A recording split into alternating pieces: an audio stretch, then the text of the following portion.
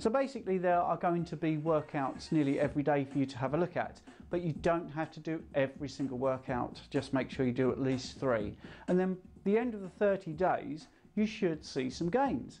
And the idea of me being here is to make sure that you have a little bit of motivation. There will be some exercises being demonstrated and some workouts.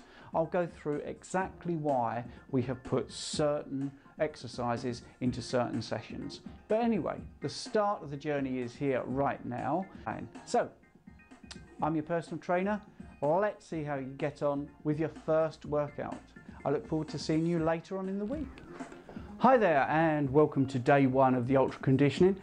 Quickly going to run through the workout with you, but just before we do, make sure that you have a warm-up that you're happy to perform before every session. So for instance, you could be just doing some jump rope, or even without the rope, just the movement there.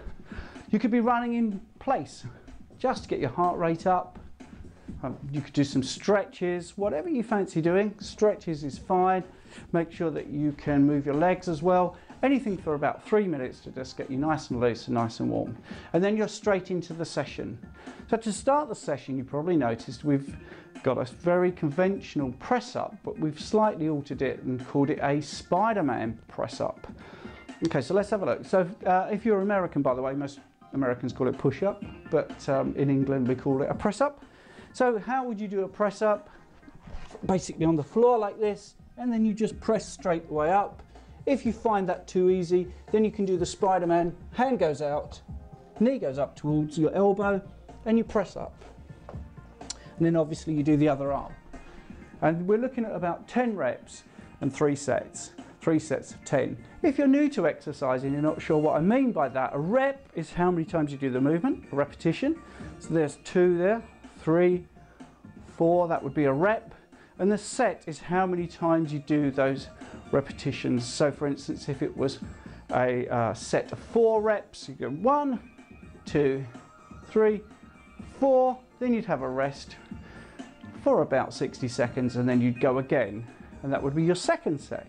Okay, so that's finished now. We don't need to talk about sets and reps anymore. And we're going to move on to the next exercise, which is using dumbbells. I do recommend dumbbells. There's a fantastic piece of kit, a nice free weight. A dumbbell is fantastic, and we've got an incline bench. If you don't have a bench, then you can just do a straightforward chest press on the floor, which I'll quickly show you at the end. What I'd like to do though is an alternate press.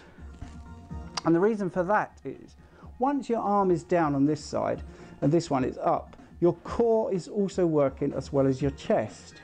And the reason for the angle on the bench is to hit a different area of your chest. We can change the angle, and as the program goes on, we will use different angles.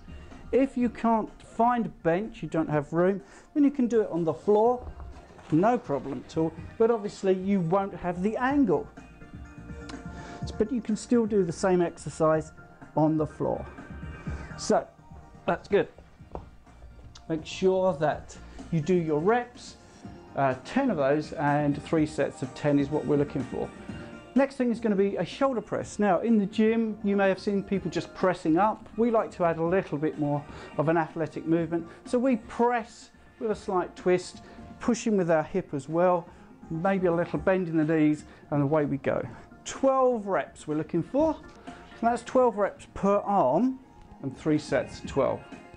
The next thing is the L raises. Now on the workout sheet you will see that we've got the illustration just doing a lateral raise, but we can do on the video an L raise, which is a little bit more complicated.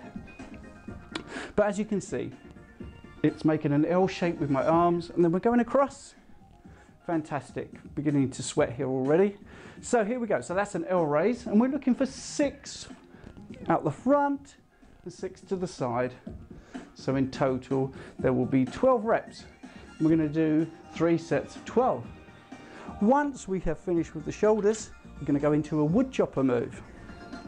A wood chopper is, as it sounds, as if you're chopping wood, down to high, and we're looking at 4 sets.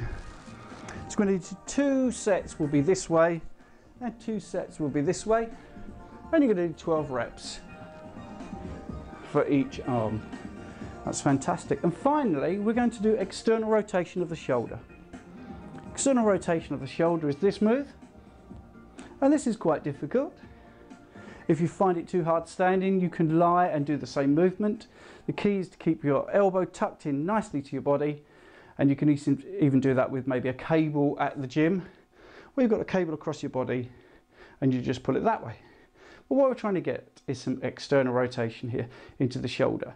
Very underestimated part of the body is to work the rotator cuff. So that exercise is probably something new to you.